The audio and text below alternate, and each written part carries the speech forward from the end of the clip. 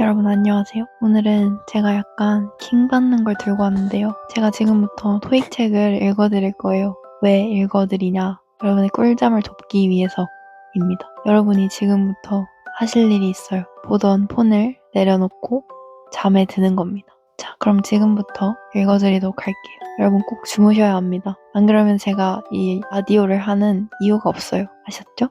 We received your order of a rectangular Edgewood series dining table with 4 matching chairs in light oak. However, we are sorry to say that the size you ordered is sold out at all our locations and will not be restocked by our supplier until the end of the month. We have given your order the highest priority and can ship it to you as soon as we receive it. If you need a table sooner, we would like to suggest the same model in a slightly larger size. It is also rectangular, but measures 1.1 by 1.3 meters. Or you can check out other designs available that are in your preferred size. We hope to receive your reply as soon as possible so that we know how to proceed with your order. Our deepest apologies for any inconvenience. If you have any questions.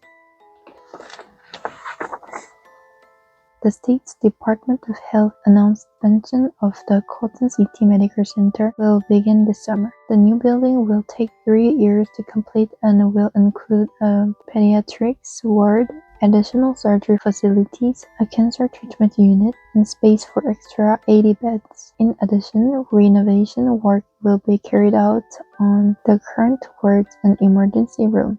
The Department of Health said the enlarged medical center will serve residents of Colton City as well as those in smaller nearby towns including Rosedale, Levington, and Fremont.